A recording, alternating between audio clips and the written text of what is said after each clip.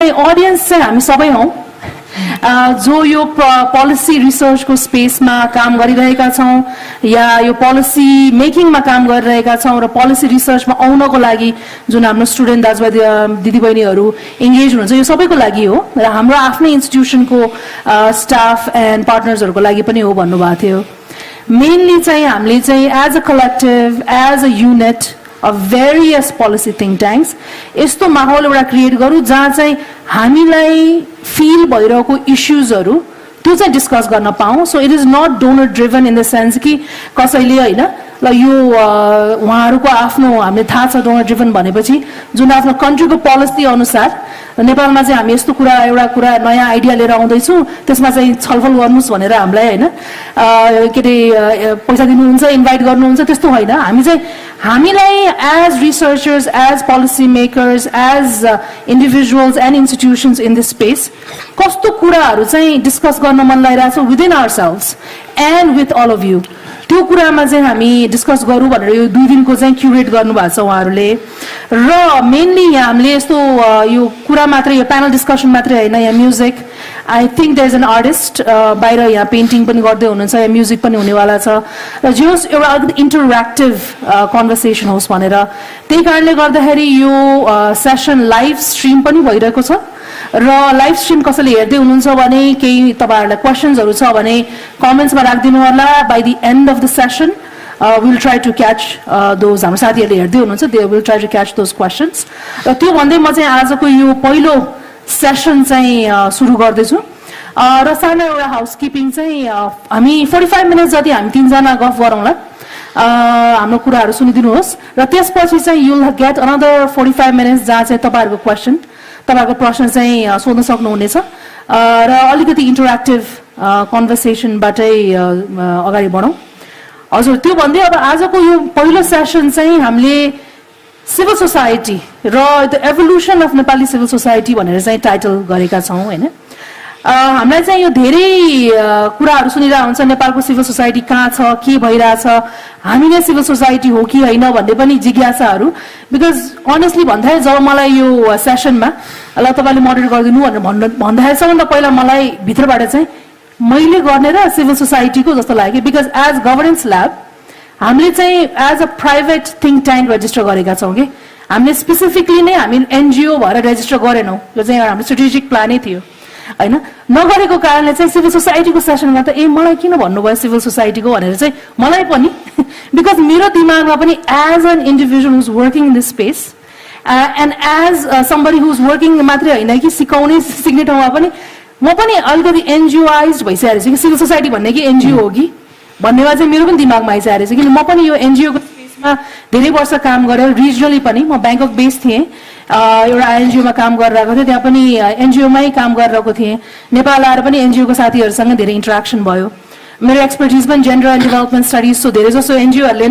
नै मलाई हायर गर्नुहुन्थ्यो। तर यो गभर्नेन्स ल्याब सुरु गर्दा चाहिँ स्पेसिफिकली म चाहिँ हामी चाहिँ एनजिओ नगरौँ भनेर चाहिँ प्राइभेट गरेको धेरै कुराहरू छ अहिले कुरा गरौँला किन हामीले त्यो डिसाइड गर्यौँ भनेर हैन। सो मैले अलिकति एज अ रिसर्चर अब यो सेसन प्लान गर्दा पनि डकुमेन्ट्सहरु त पाउनु पर्यो हैन रिसर्च त गर्नु पर्यो आफूले पनि सेसनको लागि पनि गर्दाखेरि पनि there was like lots of हेर्दाखेरि के एनजिओ एउटा के पेपरै रहेछ मैले उहाँहरूको नाम चाहिँ टिप्न बिर्सेँ NGOization of civil society in Nepal भनेर नै एउटा रिसर्च पनि गर्नुभएको रहेछ साथीहरूले हैन भने चाहिँ त्यो त मलाई पर्सनली पनि फिल भइसकेको रहेछ है मैले नै अब सिभिल सोसाइटी डिस्कसन गर्दाखेरि अलिकति हिचकिचाएँ भनेपछि हैन बिकज हाम्रो दिमागमा नै सिभिल सोसाइटी भनेको एनजिओ हो कि के हो भन्ने आइसकेको रहेछ हैन। सो त्यस्तो खालको कन्भर्सेसन बाट now we want to move forward अनि मैले चाहिँ अजयजी हाम्रो सेसिफको रिसर्च डाइरेक्टर हुनुहुन्छ हैन उहाँलाई पनि हामीले इनिशियली हाम्रो मिटिङमा पनि त्यही कुरा गराएको थियो कि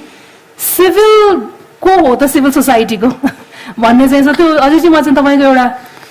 रिफ्लेक्सन पनि राखिदिनुहोस् न यो जुन एनजिओजाइजेसन भएको छ र सिभिल सोसाइटी भनेको हामी को हौं हामी नचिनेको हो कि आफूले आफूलाई भन्ने चाहिँ तपाईँको एकचोटि यसो आइडियाजहरू। हजुर थ्याङ्क यू निशाजी। अब यो सेसनको टाइटलमै अब इभोल्युसन अफ सिभिल सोसाइटी भनेको हुनाले अब इभोल्युसनको बारेमा कुरा गर्नै पर्यो हैन अब त्यो त बाध्यकारी नै भयो जस्तो लाग्छ। अब नेपालको सन्दर्भमा चाहिँ अब सिभिल सोसाइटीको कुरा गर्दाखेरि एकदम छोटकरीमा भन्दाखेरि दुईटा तीनटा टाइम फेजहरू छ। अब जस्तै चाहिँ अब 1960 भन्दा अगाडि पञ्चायत कालभन्दा अगाडि नेपालमा चाहिँ सिभिल सोसाइटी अर्गनाइजेसन्स 1950 को रेभोल्युसन सँगसँगै एकदमै एक्टिभ सिभिल सोसाइटी थियो। अनि त्यो सिभिल सोसाइटीमा त्यतिखेर धेरै यो किसान पेजेन्ट अर्गनाइजेसन्सहरूदेखि लिएर धेरै सङ्गठित रूपमा चाहिँ सिभिल सोसाइटीहरू इमर्ज भइराखेको अवस्था थियो 50s को दौरानमा र 60 सम्म। त्यसपछि 1960 पछि पञ्चायत कालको इन्ट्रोडक्सन पछि प्रायः जसो सिभिल सोसाइटीहरू चाहिँ दुईटा अपोजिट खेमामा विभाजित भयो। एउटालाई चाहिँ कम्प्लिटली पञ्चायत पिरियडले कोअप्ट गर्यो हैन र स्टेट स्पोन्सर्ड सिभिल सोसाइटीको इमर्ज भयो भने अर्को चाहिँ खालको सिभिल सोसाइटी चाहिँ अपोज टु द रेजिम अनि एकदमै अपोज टु द रेजिम भएको हुनाले इमेन्सली पोलिटिसाइज भयो त्यो सिभिल सोसाइटी। त्यसपछि त्यो फेज कन्टिन्यू भयो। अब 1987 मा हामीले हेर्दाखेरि मलाई लाग्छ देयर वर ओन्ली 37 रेजिस्टर्ड एनजिओजहरू नेपालमा हैन। त्यसपछि के भइराखेको थियो भन्दाखेरि 1990 को पोलिटिकल चेन्ज पछि 1991 को नयाँ संविधान आयो। त्यसपछि 1992 मा चाहिँ नयाँ चाहिँ सोशल वेलफेयर पोलिसी आयो। त्यसपछि 1992 मा नयाँ सोशल वेलफेयर काउन्सिल बनेपछि अचानक एनजिओजहरूको सङ्ख्यामा म्यासिभ वृद्धि हुन थाल्यो र पछि चाहिँ 84,000 87,000 सम्म पनि अहिले मिनिमम चाहिँ रजिस्टर्ड एनजिओजहरू मात्रै छ र सिभिल सोसाइटी अर्गनाइजेसन्सहरू अझ व्यापक छ। त्यसले गर्दाखेरि अब 1990 पछि एनजिओ सिभिल सोसाइटी बढ्नुको कारण चाहिँ त्यसको एउटा ट्रिगर चाहिँ के थियो भन्दा ग्लोबलाइजेसन एउटा ट्रिगर थियो र त्यो ग्लोबलाइजेसनको एउटा मोडल के थियो भन्दाखेरि नेपालमा स्टेटको क्यापासिटी असाध्यै कमजोर थियो। एकातिर सर्भिस डेलिभर गर्ने क्यापासिटी कमजोर थियो भने अर्कोतिर स्टेट चाहिँ एकदमै भनौँ न एउटा अनडेमोक्रेटिक फेजबाट आएको हुनाले डेमोक्रेटाइज भइसकेको थिएन स्टेट। त्यसकारण एकातिर स्टेटलाई अकाउन्टेबल बनाउने डेमोक्रेसी ह्युमन राइट्सहरू जस्तो कुराहरूलाई चाहिँ प्रमोट गर्नुपर्ने आवश्यकता थियो एकातिर भने अर्कोतिर चाहिँ यो सोशल डेभलपमेन्टमा सर्भिस डेलिभरी गर्ने मेकानिजम पनि स्टेटको असाध्यै कमजोर थियो र प्रायः जसो डोनर कम्युनिटिजहरूले एनजिओको थ्रु चाहिँ हामीले डेभलपमेन्ट सोशल डेभलपमेन्ट र सर्भिस डिसेमिनेट गर्नुपर्छ भन्ने पोलिसी ग्लोबल लेभलमै अन्डरस्ट्यान्डिङ भएको हुनाले नेपालमा पनि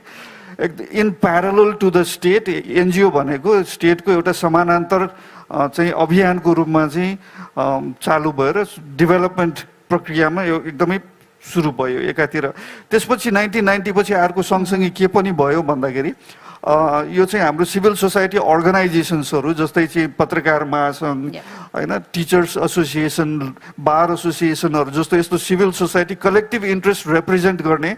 ट्रेड युनियनहरूदेखि लिएर इभन एफएनसिसी प्राइभेट सेक्टरले पनि जब चाहिँ आफ्नो कलेक्टिभ इन्ट्रेस्ट पर्स्यु गर्नुपर्छ भन्ने चाहिँ उनीहरूले पनि सिभिल सोसाइटीकै रूपमा आउनुपर्छ इभन प्राइभेट सेक्टर पनि। त्यसकारण कलेक्टिभ इन्ट्रेस्टहरू रिप्रेजेन्ट गर्ने अर्को प्रोसेस सुरु भयो। त्यसपछि अर्को थर्ड चाहिँ नेपालको चाहिँ हाम्रो सिटिजनहरूको इन्ट्रेस्ट जुन छ नि डेमोक्रेसीको इकोनोमिक ग्रोथको सोसियल चेन्जको त्यसमा चाहिँ कल्चरल चेन्जहरू सोसाइटल चेन्जहरू त्यसमा प्रायः जसो मलाई लाग्छ जुन डिस्ट्रिब्युसन अफ पावर थियो सोसाइटीमा त्यो डिस्ट्रिब्युसन अफ पावरलाई अलिकति इक्विटेबल बनाउने इक्वालिटीतिर पुस गर्ने अनि त्यसपछि ट्रेडिसनल्ली अलिकति डिसएम्पावर्ड कम्युनिटिजहरूलाई एम्पावर गर्ने जस्ता प्रोसेसहरू प्यारलली चाहिँ अगाडि बढ्न थाल्यो र त्यसले गर्दाखेरि चाहिँ मलाई लाग्छ हाम्रो सिभिल सोसाइटी एकदमै डाइनामिक भएको एउटा कारण चाहिँ त्यो। तर अहिलेको आजको दिनमा आउँदाखेरि फेरि यति धेरै विवादहरू मिसपर्सेप्सन्सहरू मिसकन्सेप्सन्सहरूदेखि लिएर सिभिल सोसाइटीलाई चाहिँ डलरवादी डलर खेती जस्तो चाहिँ आक्षेपहरू लगाइन थालेको छ। त्यसको आफ्नै कारणहरू छ त्यसमा चाहिँ अब थप डिस्कस गर्न सकिन्छ त्यसबारेमा पनि मलाई भन्नु छ। थ्याङ्क यू सो मच अरिजी। म चाहिँ दिनेशजीलाई त्यो क्वेसन चाहिँ गर्छु अकाउन्टेबिलिटी र यो ट्रस्टको कुरा के जुन दिनेशजी चाहिँ हाम्रो रीति फाउन्डेसन जुन कर्णाली बेस छ होइन थिङ्क ट्याङ्क त्यसको फाउन्डर पनि हुनुहुन्छ एक्जिक्युटिभ डाइरेक्टर पनि हुनुहुन्छ। अब त्यो चाहिँ यो जुन पब्लिक पर्सेप्सन छ नि यो डलरवादी यो भन्ने त्यो हाम्रो प्रोभिन्स लेभलमा पनि अब त्यो त तपाईँले एक्सपिरियन्स त गर्नुभयो होला होइन त्यो चाहिँ लाइक कस्तो छ त लाइक तपाईँले एक्सपिरियन्स र तपाईँले चाहिँ यो किन भइरहेछ जस्तो लाग्छ हजुरलाई? धन्यवाद निशाजी। अझ म त के भन्छु भने त्यो प्रोभिन्समा अझ लोकलमा चाहिँ यो डलर यो कुराहरू अझ बढी छ किनभने जो रिसोर्सहरू जान्छ डेभलपमेन्ट सेक्टरबाट जाने रिसोर्सहरूको लाभग्राहीहरू त स्थानीयहरू छन् नि होइन। त्यसपछि त्यो प्रोसेसमा पनि स्थानीय व्यक्तिहरू बढी संलग्न छन् र त्यो स्थानीय स्तरमा बढी छ। अझ कर्णाली प्रदेश स्पेसिफिक भन्नुभयो भने त यो सेतो चामल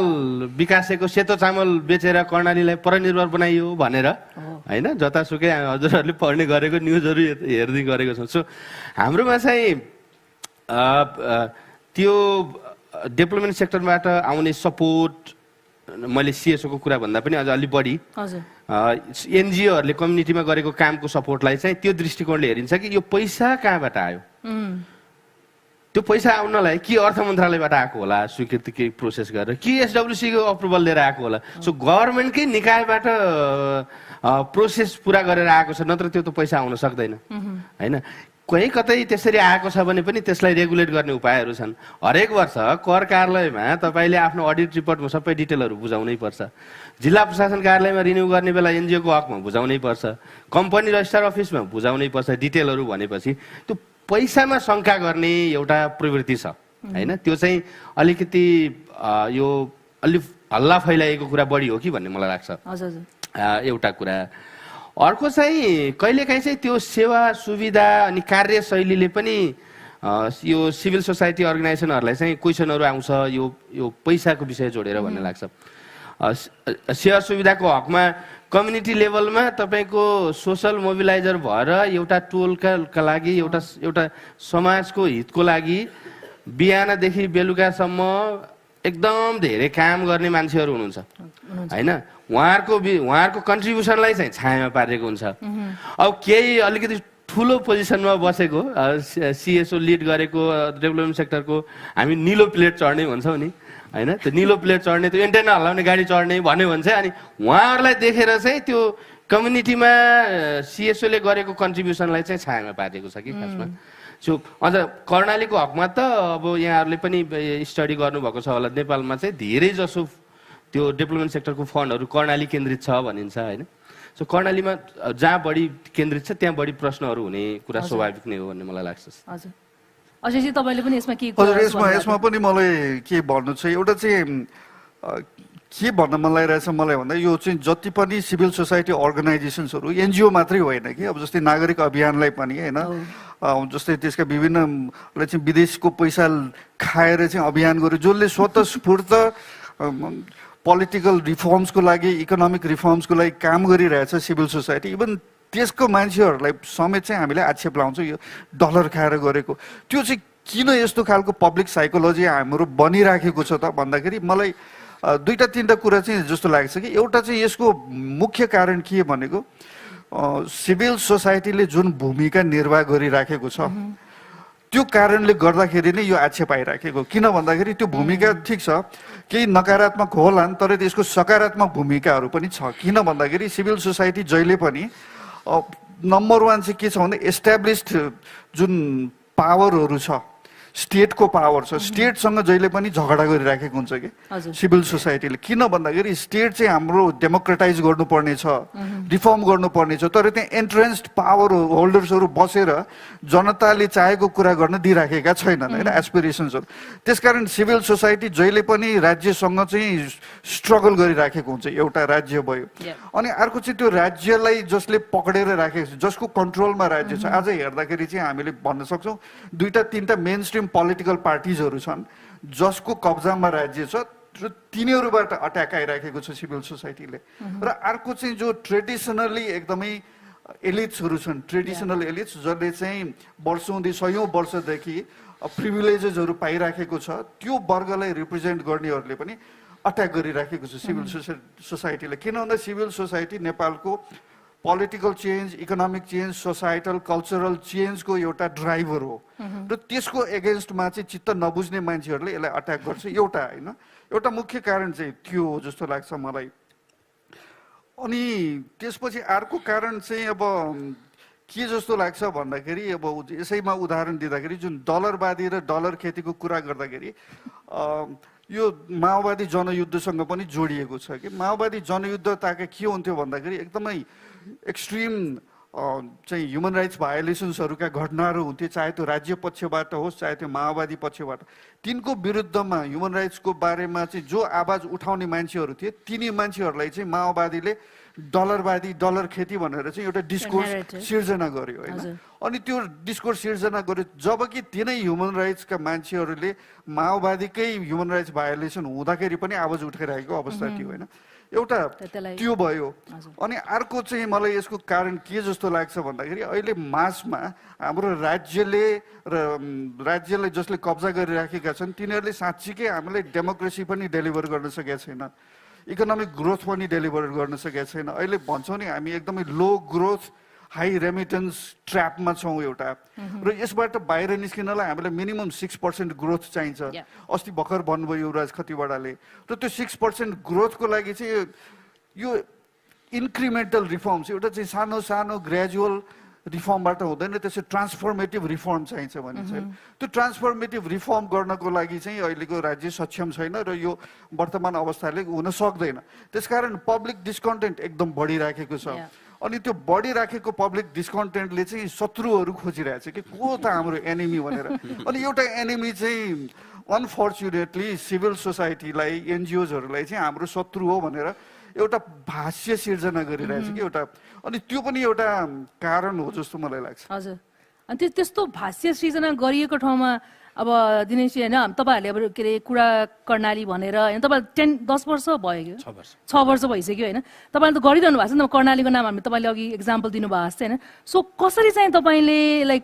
के चाहिँ गर्नुपर्ने रहेछ त त्यो कन्भर्सेसनहरू चाहिँ बाहिर आएर चाहिँ काम देखाउनको लागि चाहिँ र तपाईँहरूको रीति फाउन्डेसन कुनै एक्सपिरियन्सहरू पनि सेयर गरिदिनुहोस् न हस्। अब हामीले 2076 सालमा कर्णाली उत्सव कुडा कर्णालीका भनेर सुरु गर्दै गर्दा त्यही बेला भर्खरै हामी रीति फाउन्डेसन सुरु गरेका थियौँ अनि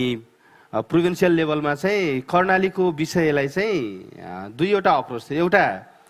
राष्ट्रिय मुद्दाहरूको स्थानीयकरण अर्को चाहिँ स्थानीय मुद्दाहरूको राष्ट्रियकरण होइन नेसनल डिबेट चाहिँ कर्णालीमा पनि हुन्छ र कर्णालीको इस्युको विषयमा चाहिँ नेसनल डिबेट गर्नुपर्छ भन्ने त्यसरी त्यो उद्देश्य राखेर हामीले सुरु गऱ्यौँ त्यसमा चाहिँ अलिकति हाम्रो अप्रोच चाहिँ के थियो भने नीति संवादको रूपमा अगाडि बढाउँ नीति संवाद भन्दै गर्दाखेरि चाहिँ हामी जम्मै त्यो हाम्रो एकदम टेक्निकल नभएर होइन मान्छे आम मान्छेहरूको भोइसहरूलाई अगाडि ल्याउने होइन जहाँ चाहिँ हामी कुनै पनि विषयको जानकारले बोल्ने कुराहरू त छँदैछ त्यो अब विज्ञताको हिसाबले तर त्योभन्दा बढी चाहिँ हाम्रो समाजको सबैभन्दा तल्लो लेयरमा बसिरहेको आम मान्छेहरूले के सोच्नुहुन्छ त कर्णालीको बारेमा नेसनल मुद्दाहरूको बारेमा उहाँहरूको भोइसहरू सुन्ने र सुनाउने भनेर हामीले सुरु गऱ्यौँ अनि त्यो गर्दै गर्दाखेरिको अहिलेसम्मको हाम्रो एक्सपिरियन्स के छ भने मान्छेहरू त कुरा गर्न चाहने रहेछ नि त होइन मान्छेहरूलाई त स्पेस चाहिएको रहेछ होइन अहिले हामीले सुरुमा हामीसँग 100जना 200जना मान्छेहरू अडियन्स नहुनेमा अहिले हामीसँग 4000 5000 मान्छे अडियन्स भिजिट गर्नुहुन्छ ओपन फेस्टिभलमा होइन अनि त्यो मान्छेहरूलाई चाहिँ कन्भर्सेसन मनपर्ने रहेछ होइन त्यो सिएसओले लिड गरेको रीति फाउन्डेसनले लिड गर्यो तर यसमा चाहिँ हामीले तिनै तहका सरकार निजी क्षेत्र र नागरिक सङ्घ संस्था सबैलाई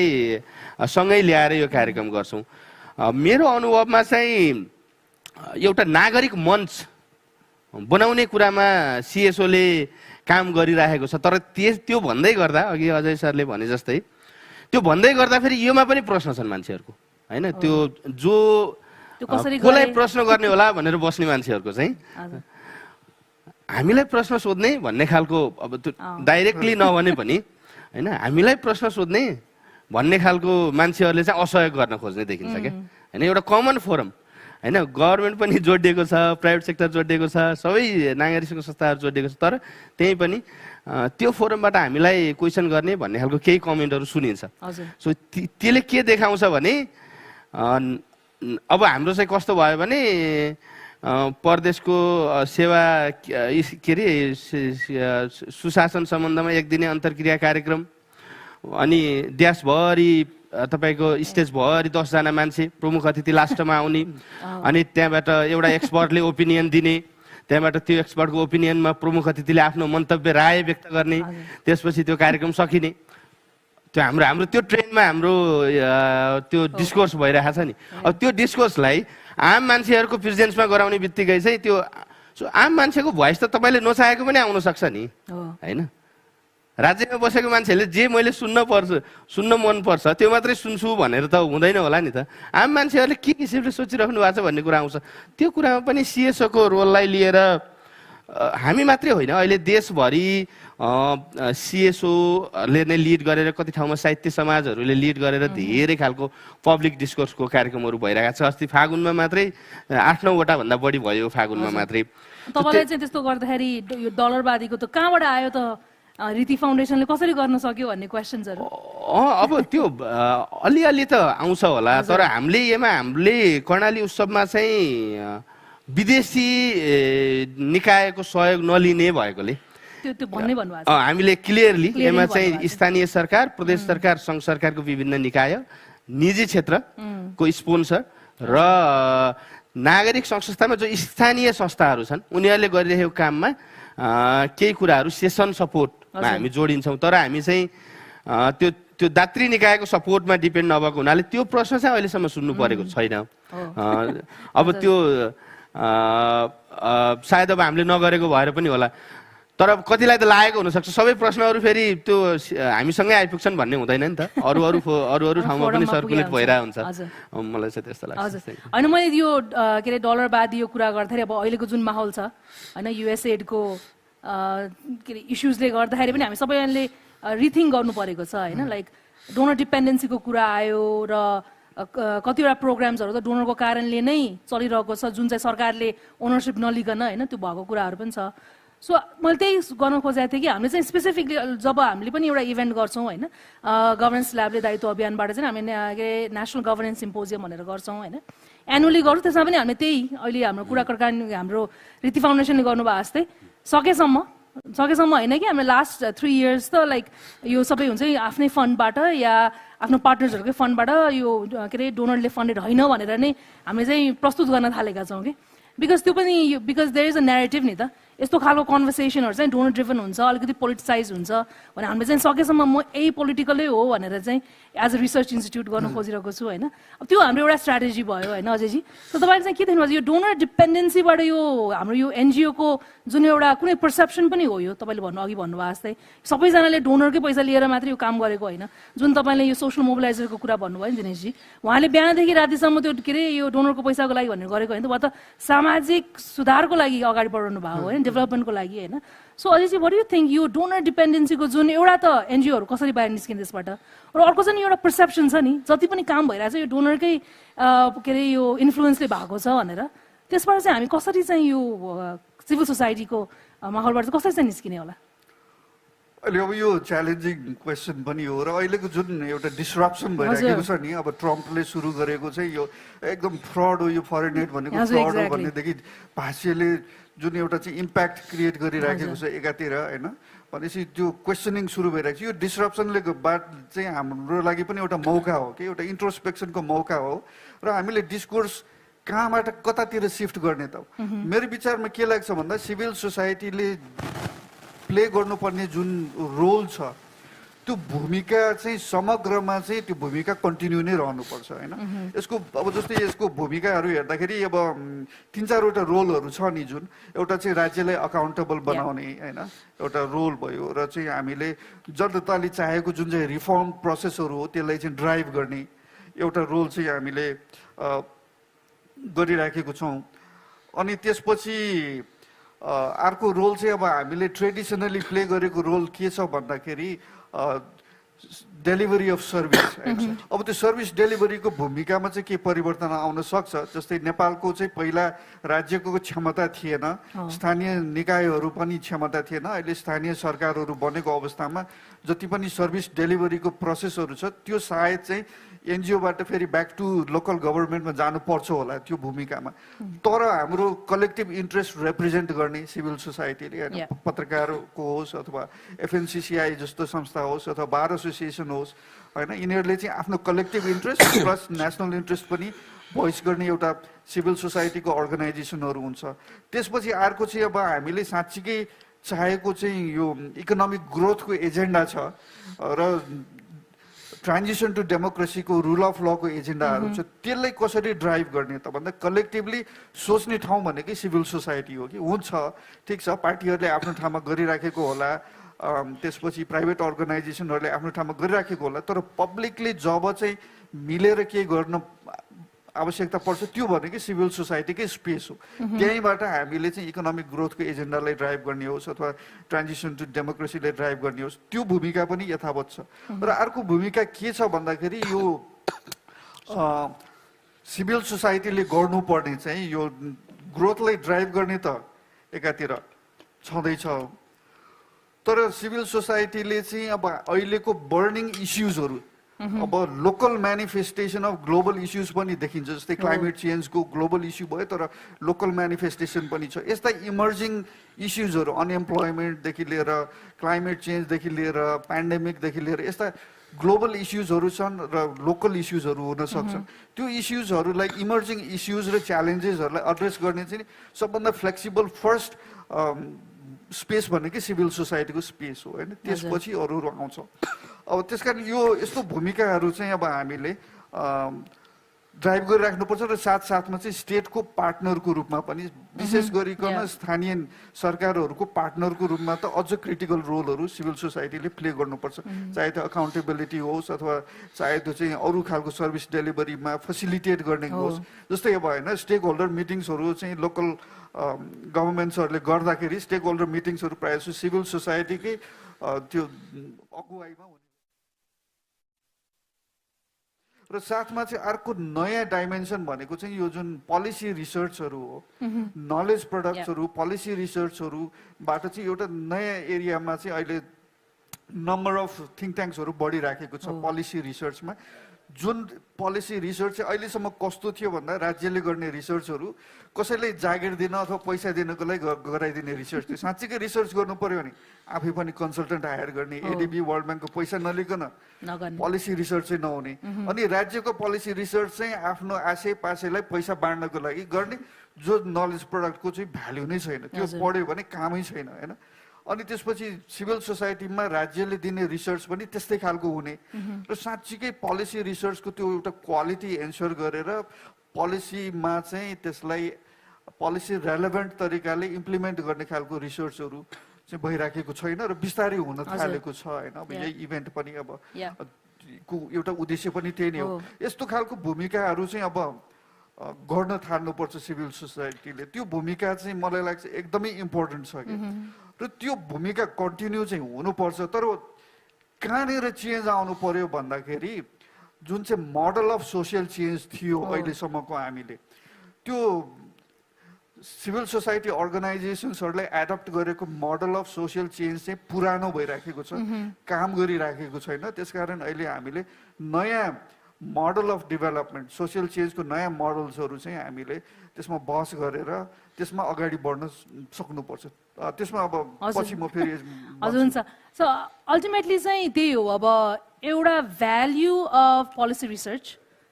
नबुझ्नु भएको र त्यसको लागि चाहिँ फन्ड्सहरू नभएको होइन त्यो एउटा कुरा भयो अर्को चाहिँ आई थिङ्क हामी एज थिङ्क ट्याङ्क्सहरू होइन जति पनि पोलिसी रिसर्चर्सहरू छौँ हामी चाहिँ अलिकति अल्टरनेटिभ जुन अब यो चाहिँ डोनर ड्रिभन नहुनको लागि चाहिँ अल्टरनेटिभ फन्डिङतिर पनि एकदमै सोच्न जरुरी छ अब त्यो फन्डिङ भनेको कुरा हामीले सोचेर मात्रै हुँदैन फन्डर्सहरू पनि त रेडी हुनु पर्यो नि होइन सो वेयर आर दे भन्दा चाहिँ हाम्रो नेपालमा चाहिँ अब त्यो अलिकति फिलान्थ्रोपिक फन्डिङहरू अब हाम्रो यो दायित्व अभियान अन्तर्गतै जुन हामीले एउटा फेलोसिप प्रोग्राम गर्छौँ होइन एभ्री समर त्यसको लागि चाहिँ हामी कोर्पोरेट फन्डिङ हुन्छ नि उहाँहरूको सिएसआरको फन्डिङ युज गर्नलाई प्रयास गर्छौँ त्यो पनि सजिलो छैन but there's a lot of support there right हैन सीएसआर फन्डिङमा पनि एकदम प्रब्लम छ के भन्दाखेरि अब कि त राज्यसँग लिनु पर्यो हजुर कि चाहिँ प्राइभेट सेक्टरसँग लिनु पर्यो कि अब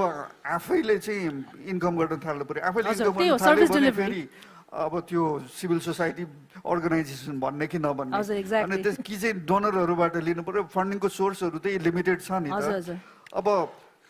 एकातिर त्यो समस्या छ अर्कोतिर अब सीएसआर को फन्डिङमा चाहिँ सीएसआर को जुन गाइडलाइन बनाएको छ त्यो गाइडलाइनमा सीएसआर ले फन्डिङ गर्दाखेरि त्यो गाइडलाइन भन्दा बाहिर फन्डिङ गर्न सक्दैन सीएसआर उनीहरूको चाहिँ के छ भन्दाखेरि यही हेल्थ न्युट्रिसन यस्तै अनि त्यसपछि रिलिफ अरु जस्तो 5-6वटा क्राइटेरिया भन्दा बाहेक चाहिँ पोलिसी रिसर्चमा गर्ने अथवा चाहिँ अब यो चाहिँ अब पोलिसी अलिकति रिसर्च innovative गर्ने कुराहरूमा, डेमोक्रेटाइजेसनको इकोनोमिक ग्रोथको बारेमा नलेज प्रडक्ट्सहरू निकाल्ने अथवा पब्लिक इङ्गेजमेन्ट पब्लिक अवेरनेसको यस्तो कामहरूमा चाहिँ सिएसआरको अलाउ गर्दैन त्यसले त्यो स्कोपलाई CSR-ले वाइडन अलाउ गर्नुपर्छ नगर्ने कुरा एउटा भयो होइन हामी लाइक विथ लिङ्क्स तर त्यो त एज अ नागरिक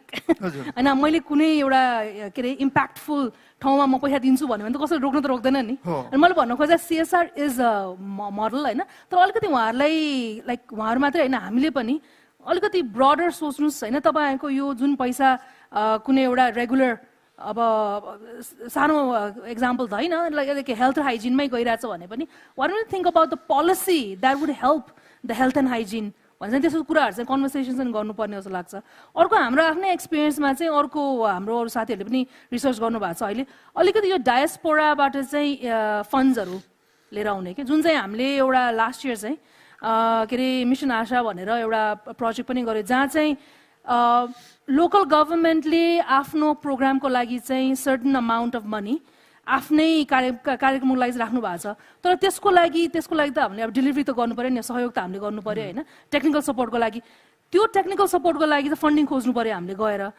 त्यसको लागि चाहिँ हामीले डायस्पोरामा गएर चाहिँ गएर त्यो राम्रै सक्सेसफुल नै भयो but it's a lot of time and effort for civil society for अभियान टु डु के किन भन्दाखेरि यो त आफै लाग्नु पर्यो यो त हामीले उहाँहरूलाई पैसा त्यो फन्ड रेजिङ भनेको एज एभ्रीबडी नोज होइन it's not an easy thing होइन त्यसको लागि अर्को एउटा के अरे ट्याक्टिक चाहिन्छ अर्को एउटा पुस चाहिन्छ होइन तर त्यो चाहिँ हामीलाई के लागिरहेको छ भने हामीले यो जुन यस्तो प्रोजेक्ट सम्वाद उबाट पनि I think we need to bring in this private individuals या इन्स्टिट्युसन्सहरूलाई चाहिँ यस्तो ठाउँमा पनि इन्भेस्ट गर्नुहोस् it is an investment for a greater like policy चेन्जेसमा तपाईँहरूको चाहिँ इन्भेस्टमेन्ट जान्छ भन्छ त्यो चाहिँ त्यो एउटा माहौल चाहिँ हामीले क्रिएट गर्नुपर्ने चाहिँ हामीलाई पनि फिल भइरहेछ कि that is where we're hearing from Dayitwa Abhiyan as well होइन गभर्नेन्स ल्याब पनि एज पार्ट अफ इट दिनेशजी तपाईँले पनि like in terms of fund raising र अहिले केही नयाँ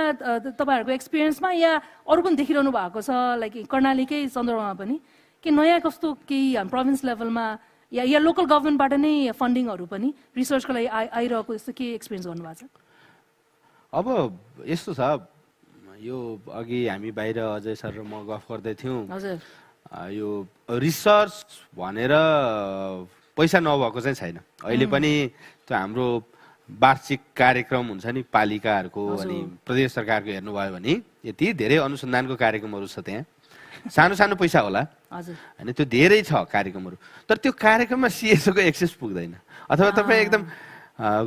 सही मनसायका साथ तपाईँले त्यो अध्ययन गर्न खोजिराख्नु भएको छ भने त्यो तपाईँको लागि राखिएको होइन होइन त्यो एकदम त्यो प्लानै हुँदाखेरि त्यो कसले गर्ने भन्ने कुरा प्लानै गरेको छ कसरी गर्ने भन्ने प्लानै गरेको छ अनि त्यसको क्वालिटी हुँदैन काम हुन्छ क्वालिटी हुँदैन अनि अलिकति राम्रो क्वालिटीको रिसर्च लगाएर कोही गयो भने चाहिँ उहाँहरूको पर्सेप्सन पनि रिसर्च भनेको यस्तै त हो नि भन्ने कमिसन आउँछ भने जस्तै पहिले तोकिएको हुन्छ होइन अब त्यो हिसाबले भनेको पैसा त नभएको रहेछ नि त होइन पोलिसी थिङ्क ट्याङ्कको लागि त भन्नुहुन्छ भने प्रादेशिक सरकारको त प्लानिङ कमिसन छ होइन अब हाम्रो त 30-31 अर्ब बजेट छ कर्णाली प्रदेश सरकारको होइन इच इयर अनि त्यो पैसामा सानो पैसा मात्रै अध्ययन अनुसन्धानमा लगाएर सिएसओहरूलाई इन्गेज गरेर गर्न सकिन्छ नगरेको पनि होइन गर्न चाहिँ गरिराखेको अहिले पनि मलाई लाग्छ 100-150 वटा जस्तो हरेक वर्ष प्रदेश सरकारले रिसर्च गर्छ उहाँ होइन त्यो अब त्यो अकाउन्टिङ प्रोसेसमा मात्रै देखिन्छ बाहिर त उहाँहरूले पब्लिकै गर्नुहुन्न धेरै जसो डकुमेन्ट होइन त्यो एउटा कुरा त्यो छ त्यो एउटा अवसर हुनसक्छ त्यसलाई चाहिँ अलिकति पारदर्शी र अलिकति कम्पिटिटिभ होइन किनभने त्यो प्रोसेसलाई कम्पिटिटिभ बनाएर जान सकिन्छ त्यही कम्पिटिटिभ प्रोसेसबाट डेभलपमेन्ट सेक्टर डोनर एजेन्सीले गर्दाखेरि चाहिँ राइट हुन्छ भने सरकारले पनि त्यसरी बरु कम्पिटिटिभ प्रोसेसबाट ल्याओस् तर पैसा त्यसरी एलोकेट गर्नुपर्छ भन्ने कुरा अर्को चाहिँ स्थानीय सरकार अब हाम्रो हकमा हेर्नुहुन्छ भने हामी प्रोभिन्सियलमा काम गर्ने बढी भएर हामी कर्णाली प्रदेश बढी केन्द्रित छौँ तर स्थानीय सरकारले पनि त आफ्नो त्यो रिसोर्सलाई कुनै न कुनै रूपमा चाहिँ सिएसओ मोबिलाइजेसनमा काम गर्न सक्छ अहिले त स्थानीय सरकारले सिएसओलाई आफैले बोलाएर काम दिने भनेको सार्वजनिक सुनवाई गर्न होइन त्यो पनि पत्रकार महासङ्घको जिल्ला च्याप्टर यस्तो यस्तो सार्वजनिक सुनवाई भनेर हरेक वर्ष त्यो बाध्यकारी गर्नै पर्ने अनि त्यो पनि एउटा त्यो प्रक्रिया हो होइन त्यो चाहिँ बोलाएर दिने त्यही हो अरू त आफै जाने हो त्यहाँ होइन आफै यो काम गर्छौँ हामी यो काम गर्छौँ भनेर होइन सो त्यो छ मलाई चाहिँ त्यही लाग्छ फन्डिङको कुरामा चाहिँ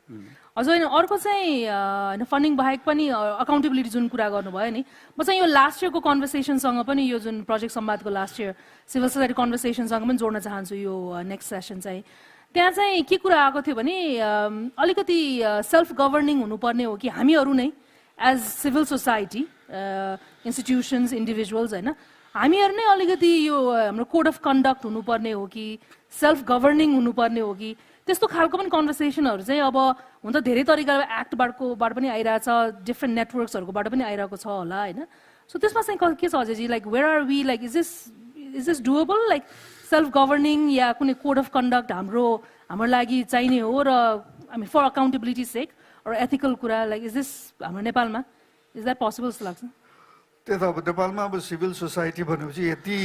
बृहत र व्यापक छ होइन कोड अफ कन्डक्ट चाहिँ मलाई लाग्छ विदिन द्याट इन्डिभिजुअल अर्गनाइजेसन्सहरूले आफ्नो लागि चाहिँ बनाउनु पर्छ जस्तो लाग्छ जस्तै अब होइन अब बार एसोसिएसनले आफ्नो लागि बनाउला एफएनसिसिआईले आफ्नो लागि बनाउला होइन पत्रकार महासङ्घले आफ्नो लागि बनाउला एनजिओ फेडरेसनले एनजिओहरूको लागि बनाउला आफ्नो कोड अफ कन्डक्ट होइन अब त्यो अम्ब्रेला चाहिँ मलाई लाग्छ त्यसले काम पनि गर्दैन र जस्तै अब त्यसभित्रै कुरा गर्ने हो भने फर इक्जाम्पल एनजिओ फेडरेसन भित्रै पनि के भइरहेछ भन्दा एनजिओ फेडरेसन एनजिओको एउटा चाहिँ भित्र जति पनि विकृतिहरू छ त्यो विकृतिहरू चाहिँ अब होला होइन एउटा सब्सटेन्सियल मात्रामै होला त्यो विकृतिहरूलाई पोइन्ट आउट गरेर throwing away the baby with the bath water भन्छ नि त्यो राम्रो पक्षहरू छ तर त्यो राम्रा पक्षहरूलाई चाहिँ जगेर्ना गर्न सकेका छैनौँ र जुन चाहिँ विकृतिहरू छ त्यो विकृतिमाथि हामीले धेरै चाहिँ उछालिरहेछौँ त्यसले गर्दाखेरि चाहिँ यो सेल्फ रेगुलेसन त्यहाँनिर आउँछ कि आफैले रेगुलेट गरेर विकृतिहरूलाई चाहिँ मिनिमाइज गर्न सक्यो भने होइन एनजिओ अझ रोबस्ट अझ स्ट्रङ भएर आउँछ र पब्लिक पर्सेप्सन पनि इम्प्रुभ हुन्छ अनि त्यसकारण यो सेल्फ इन्ट्रोस्पेक्सन पनि जरुरी छ एउटा अनि तर एनजिओ सेक्टरभित्रको चाहिँ अथवा सिभिल सोसाइटी सेक्टरभित्रको मात्रै चाहिँ अब गभर्नेन्सको कुरा गर्दाखेरि म त त्योभन्दा पनि इम्पोर्टेन्ट चाहिँ गभर्मेन्टको पोलिसी मेकर्स र रेगुलेटरी संस्थाहरूको एटिट्युड चाहिँ मान्छे चेन्ज आउनुपर्छ कि किन उनीहरूले सिएसओको भ्याल्यु खासमा बुझेकै छैन राज्यले र सोसियल वेलफेयर काउन्सिलहरू जस्ता अथवा एउटा चाहिँ पुलिसले चाहिँ एउटा चाहिँ मिडिया निगरानी गर्ने सिभिल सोसाइटीलाई निगरानी गर्ने जस्तो अस्ति आयो नि होइन कुराहरू आयो अब सिडिओले चाहिँ मोनिटरिङ गर्ने होइन अब ऊ कतिको क्षमतावान छ छैन अथवा सोसियल वेलफेयर काउन्सिल जो चाहिँ स्पेसलाइज्ड एजेन्सी छ त्यहीँ भित्रै यति धेरै विकृतिहरू छन्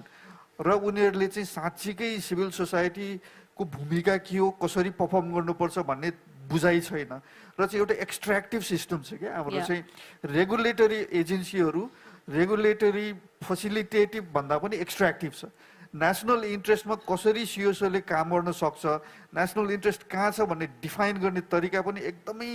सङ्कीर्ण तरिकाले हेर्ने अनि पोलिटिकल इन्ट्रेस्टको आधारमा हेर्ने अनि त्यसले गर्दाखेरि चाहिँ त्यसको डाइरेक्ट इम्प्याक्ट चाहिँ यहाँ सिभिल सोसाइटी अर्गनाइजेसन्सहरूमा परिरहेछ र सिभिल सोसाइटी अर्गनाइजेसन्समा भन्दा पनि अझ उनीहरूको सस्टेनेबिलिटीमा नै एउटा अट्याक भइराखेको छ कि एउटा चाहिँ डिजाइन्ड अट्याक भइराखेको छ त्यो पनि एउटा ठुलो समस्या हो हजुर हजुर थ्याङ्क यू हजुर दिनेशजी अनि प्रोभिन्सियल लेभलमा हुन त अब एसडब्ल्युसी पनि अब प्रोभिन्समा आउने भन्ने आउनु पर्ने कुराहरू भइरहेको छ होइन त्यहाँ चाहिँ लाइक यस्तो self governing code of conduct त्यस्तो एक्सपिरियन्स तपाईँको ओके म त्यसमा अलिकति यसलाई चुनौतीको पार्ट जोडेर 3-4वटा पोइन्टमा छोटोमा कुरा राखेँ जस्तो कन्ट्रोल राम्रो कुरा चाहिँ हामीले अब यो प्रादेशिक संरचनामा आइसकेपछि सङ्घ सरकारले गरेको राम्रो राम्रो कुरा सिक्ने हो नि त होइन होइन अब सबै सिक्छौँ क्या हामीले होइन प्रादेशिक स्तरमा इभन अब कुन दिन चाहिँ स्थानीय तहले पनि अब त्यो बनाउन खोज्ला अहिले त सामाजिक विकास सम्बन्धी समथिङ एउटा यो डिपार्टमेन्ट हुन्छ स्थानीय तहमा होइन कर्णालीमा पनि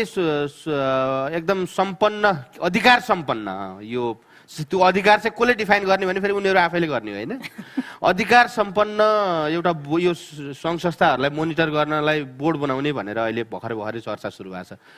तर सुरुमै जति बेला 2074 सालमा पहिलोपटक प्रदेशको निर्वाचन भयो लगत्तै चाहिँ कर्णालीमै सबैभन्दा बढी कर्णालीमा एनजिओ बन्द हुन्छ के अरे होइन यो सबै भनेर एकदम एउटा हल्लाखल्ला एकदम धेरै भयो कतिसम्म भयो भने जिन्दगीभर एउटा नागरिक सङ्घ संस्थाको रूपमा रहेको एउटा एनजिओमा काम गरेर कम्युनिटीको माया पाएर सम्मान पाएर एनजिओ फेडरेसनको एउटा लिडिङ पोजिसनमा बसेर त्यही आफूले एनजिओमा काम गर्दाखेरिको कम्युनिटीको मायाले गर्दाखेरि चुनाव जितेर सांसद भएर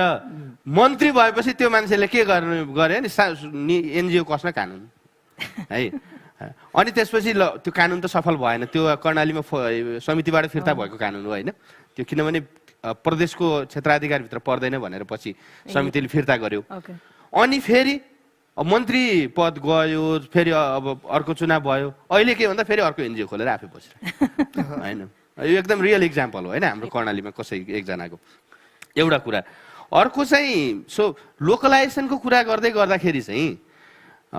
सङ्घीयता सबलीकरणको लागि काम गर्ने हाम्रो डेभलपमेन्ट सेक्टरको जो अर्गनाइजेसनहरू जति पनि हुनुहुन्छ नि उहाँहरू चाहिँ फेरि सेन्ट्रलाइज हुनुहुन्छ क्या होइन। जस्तो कर्णालीमा हामी छौँ, हामी जस्ता धेरै नागरिक सङ्घ संस्थाहरू हुनुहुन्छ अनि हरेक प्रदेशमा हुनुहुन्छ। त्यो काम त सानो सानो पोर्सनमा भए पनि हामीलाई इम्पावर गर्ने होला नि त। सुर्खेतमा पुगेर काठमाडौँबाट आज बिहान एक्सपर्ट लिएर गएको छ, दिउँसो एउटा मिटिङ गरेको छ एक्सपर्ट प्रेजेन्टेसन, भोलिपल्ट बिहान हिँडेको छ। लोकल्ली नागरिक सङ्घ संस्था त इम्पावरै भएको छैन नि। भनेको हामीलाई त सङ्घीयता सबलीकरणमै पनि हामीले चाहिँ हामी चाहिँ सेन्ट्रलाइज मानसिकतामा छौँ भन्ने कुरा हो। अर्को अप्रुभलको कुरामा एसडब्ल्युसीको अप्रुभल भन्दा अगाडि एउटा के हुन्छ, स्थानीय तहले सिफारिस गरिदिनुपर्छ। जब तपाईँ प्रदेशको आवश्यकता अनुसार काम गर्दै हुनुहुन्छ होइन, अझ त्यो आवश्यकतामा पनि अझ अर्को कुरा छ, प्रदेशको लागि काम गर्दै हुनुहुन्छ भने तपाईँलाई कुनै एउटा स्थानीय तहले किन सिफारिस गर्न आवश्यक छ होइन। त्यस्तो स्थानीय तह त हाम्रोमा 79 छ कर्णालीमा होइन, कर्णालीकै हकमा एउटा कुरा। अनि के भन्नुहुन्छ थाहा छ, प्रदेशको प्राथमिकताको आधारमा आउनु पर्यो नि डेभलपमेन्ट सेक्टरहरू, नागरिक सङ्घ संस्थाहरू अब काम गर्ने भनेर बोलिराख्नु भएको हुन्छ। त्यो प्रायोरिटी सेट चाहिँ कसले गरेको हो भन्ने कुरा प्रश्न हो क्या। त्यसको मेथोडोलोजी के हो प्रायोरिटी? कोही एउटा कुर्सीमा बसिरहेको मुख्यमन्त्री मन्त्री कुनै एउटा सचिवलाई कर्णालीको पहिलो निड यो दोस्रो निड हो भन्ने लागेकै आधारमा हामीले मानिदिनुपर्छ भन्ने कुरा हो के। उहाँ के भने उहाँले साइन्टिफिक मेथोडोलोजी युज गरेर होइन त्यो रिसर्चको प्रोसेसबाट प्रायोरिटी सेट भएको हुनु पर्यो नि। फेरि प्रायोरिटी फेरि हरेक वर्ष उनीहरूको आफै चेन्ज भएको हुन्छ। अहिले वर्ष शिक्षा बनाएको छ, अर्को वर्ष पूर्वाधार बनाएको छ, तेस्रो वर्ष हाइड्रो बनाएको छ, हरेक वर्ष प्रायोरिटी आफै चेन्ज गरेको छ। अनि डेभलपमेन्ट सेक्टरमा चाहिँ हाम्रो प्रायोरिटी अनुसार आउनु पर्यो भन्नुहुन्छ होइन। सो उहाँहरू त आफू क्लियर हुनु पर्यो नि पहिला। अनि अर्को कुरा चाहिँ जस्तो हामीहरू जस्तो नागरिक सङ्घ संस्था जसले चाहिँ गभर्नेन्स अकाउन्टेबिलिटीमा काम गर्छ, यो त उहाँहरूको प्रायोरिटीमा पर्दैन नि। मलाई क्वेसन गर्ने मान्छे म किन बनाउन चाहन्छु होइन, त्यो त हाम्रो सत्ताको कमन चेतै त्यही हो नि। भनेपछि हामी त प्रायोरिटीमै नपर्ने भयौँ। भनेको तिमीहरू त काम नगर, चुप लाग भने त हो नि भन्ने हो क्या मेरो प्रश्न। अनि अन्तिममा चाहिँ एकाउन्टेबिलिटीमा अनि अनुमति प्रणालीमा के जस्तो अहिले चाहिँ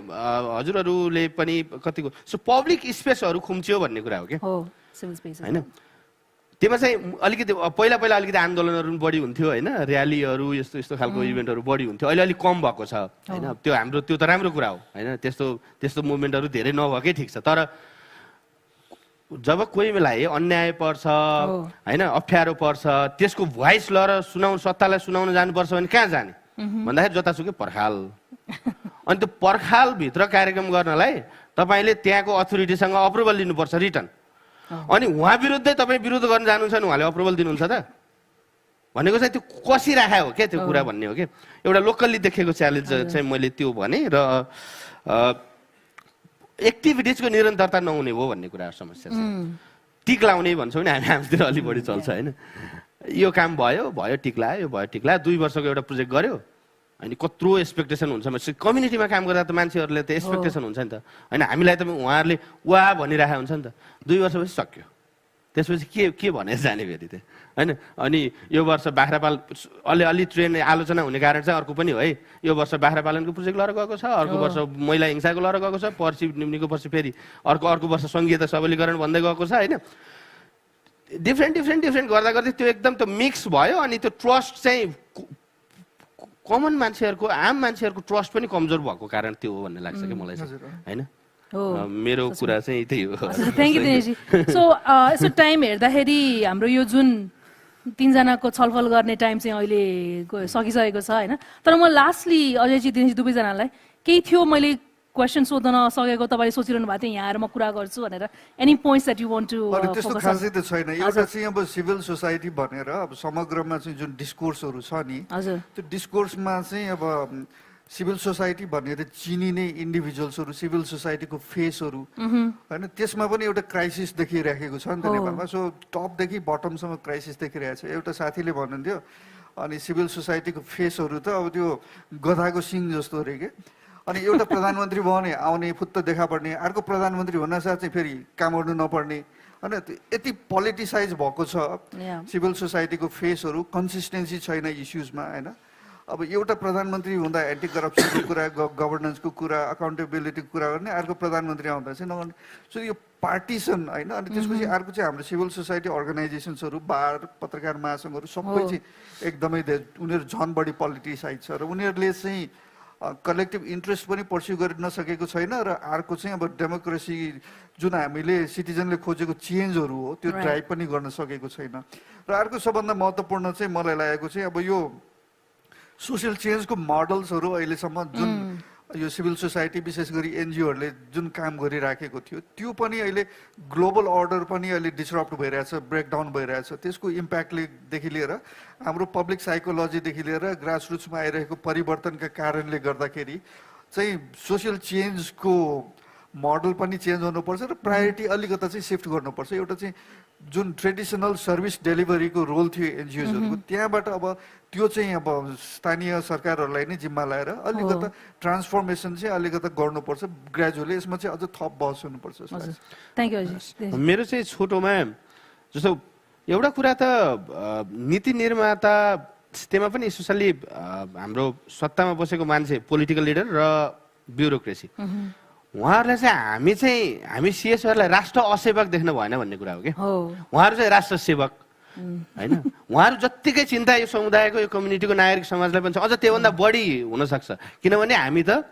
आफै दुःख गरेर, परिश्रम गरेर, स्रोत साधन जुटाएर काम गरिरहेको छौँ। उहाँहरूलाई त हामीले तिरेको ट्याक्सबाट सरकारले पठाउँदै गएको छ, उहाँहरूले तलब खाने हो होइन। उहाँहरूभन्दा बढी चिन्ता अझै हामीलाई छ भने उहाँहरूले चाहिँ तिमीहरूलाई चाहिँ केही मतलबै छैन, हामी मात्रै असली चिन्ता गर्ने व्यक्ति हो भनेर त्यसको चिन्ताको अधिकार आफूमा मात्रै राख्ने भएन भन्ने कुरा हो एउटा। अर्को चाहिँ 20 वर्ष 25 वर्ष राइटको लागि, दलित राइटको लागि, वुमेन राइटको लागि लडेर कम्युनिटीमा होइन, त्यसरी कम्युनिटीको सम्मानित मान्छेलाई चाहिँ एसडब्ल्युसी नगरपालिकाको सामाजिक शाखामा अस्ति भर्खर जागिर सेवामा डेस्कमा छिरेको डेस्कमा बसेर अपमान गर्ने काम गर्नु भएन। अर्ती उपदेश यो गर्नु पर्यो, तिमीहरूले यो गर्नु पर्यो भनेर भन्ने होइन। लोकल निड त उहाँहरूलाई थाहा छ नि भन्ने कुरा हो। अनि अन्तिममा चाहिँ सिएसओहरूको, सिभिल सोसाइटीको रोललाई चाहिँ अलिकति अब म प्रादेशिक म फोकस भएको हुनाले चाहिँ प्रादेशिक स्तरमा लैजानुपर्छ भन्नेमा चाहिँ म मेरो अनुरोध पनि गर्न चाहन्छु। किनभने हामी जस्तै स्टेक होल्डर, हामी जस्तो कन्सर्न राख्ने मान्छेहरूले नै अलिअलि पुस गर्यो भने यो कुराहरू चाहिँ डिस्कोर्सहरू चाहिँ अब चाहिँ अलिकति डिसेन्ट्रलाइज गरौँ, लोकल लेभलसम्म पुगौँ भन्ने लाग्छ। हजुर, thank you Dineshji. So thank you so much सबैजनाले। Please round of applause for Dineshji for engaging conversation. अब चाहिँ I hand it over to the participants है। अघि धेरै सुन्नुभयो, हामी धेरै कुरा गऱ्यौँ। अब तपाईँहरूले पनि any questions for any of us please I think you can raise your hands and microphone कतै छ होला तपाईँको आउँछ यता पुकार। हजुर, if you can give you introduction as well before the question, अनि कसको लागि हो पनि भन्नुहोस् है। धन्यवाद यो अवसरको लागि। मेरो नाम पुकार मल्ल, म दायित्व अभियानमा छु। यहाँहरूको कुराकानीबाट धेरै सिक्ने अवसर रह्यो। मलाई तर के चाहिँ लाग्छ भने यो देशमा हामीहरू अविश्वास र अन्धविश्वासमा रुमलिरहेका छौँ जस्तो लाग्दछ कि। अनि यहाँहरूको कुरा सुन्दै गर्दाखेरि मलाई अविश्वासको कुराहरू धेरै आयो। मैले विश्वासको कुरा त सुनिनँ, अविश्वासकै कुरा आयो होइन। अब त्यो अविश्वासको मात्रै कुरा गर्ने हो भने त हामी कसरी अगाडि बढ्छौँ? पार्टीको कुनै एउटा नेता भनौँदोले बोल्दाखेरि चाहिँ अन्धविश्वासको मात्रै कुरा छ त फेरि त्यो माहौलमा। माहौल नै कस्तो भयो कि एकातिर अन्धविश्वास एकातिर अविश्वास कि अनि यसरी त देश कसरी अगाडि बढ्ने होइन सो मेरो यहाँहरूलाई प्रश्न चाहिँ यदि हामीहरूले देशलाई तपाईँले जुन न्यू मोडल अफ डेभलपमेन्ट भनिरहनु भएको छ त्यो भनेको त फन्डिङ मोडल मात्रै होइन नि होइन थिङ्किङ मोडल पनि होला नि त यदि नयाँ मोडलको बारेमा सोच्ने हो भने र यदि त्यो विश्वासको वातावरण स्थापना गर्ने हो भने अब नयाँ तरिकाले त सोच्न पर्यो जुन यो कोठामा कमी हो कि भन्ने लाग्दछ कि मलाई पनि किनभने म पनि आफै नागरिक समाजमा छु होइन प्रश्न गर्नु मन लाग्छ नि त सरकारलाई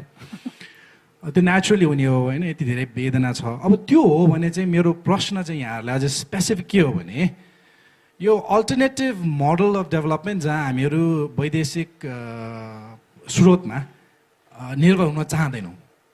मानौँ होइन यो माहौल चाहिँ त्यो जस्तो लाग्छ मलाई विच इज मेरो लागि चाहिँ एकदम सकारात्मक कुरा जस्तो लाग्छ यदि त्यो हो भने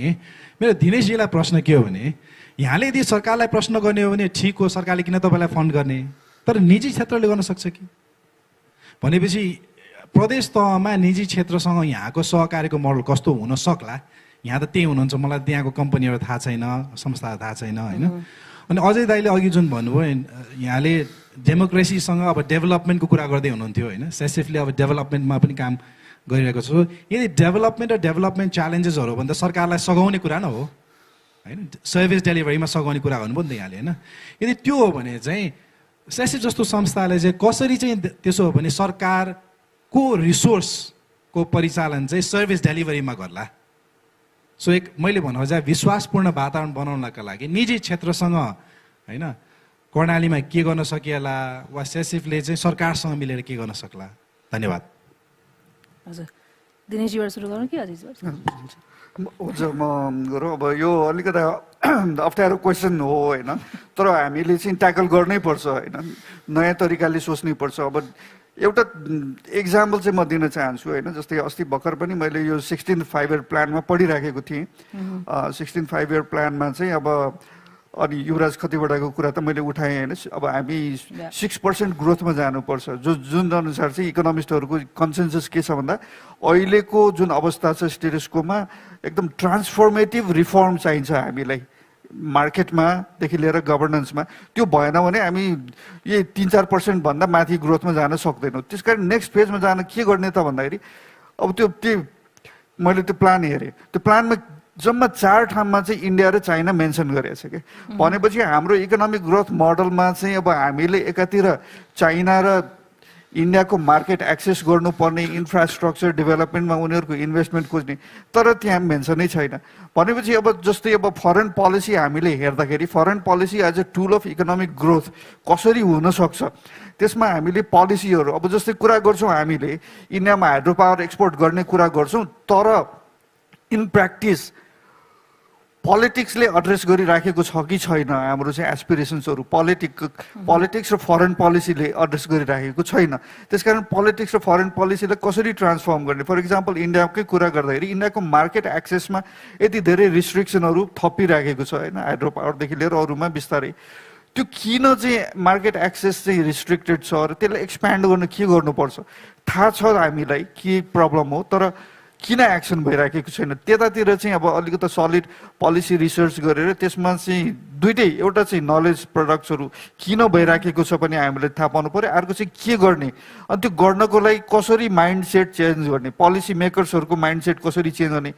र पोलिटिकल पार्टिजहरूको कसरी चेन्ज गर्ने पोलिटिकल पार्टिजहरूले यसरी फरेन पोलिसी अहिले म्यानेज गरिराखेको छ चाइना र इन्डियाले ब्यालेन्स गर्न सकिराखेको छैन शब्दमा जे भने पनि र साँच्चीकै इकोनोमिक ग्रोथको लागि मार्केटको चाहिँ जुन चाहिँ एउटा कनेक्टिभिटी चाहिने हो त्यो कनेक्टिभिटीलाई प्रमोट गर्नै सकेको छैन सोचेकै छैन कसैले अनि त्यो एउटा इक्जाम्पल मात्रै भयो र अर्को चाहिँ अब जस्तै हाम्रो इकोनोमिक ग्रोथको लागि मार्केटमा कति खालका डिस्टोर्सनहरू छ क्रोनी क्यापिटलिस्टहरूले क्याप्चर गरिरहेछ हाम्रो क्यापिटलको फ्लोजहरू चाहिँ केही एउटा 30-35 वटा चाहिँ हाउसेसहरूले चाहिँ कर्पोरेट हाउसेसहरूले क्याप्चर गरिराखेको छ होइन फाइनेन्सियल फ्लोजहरू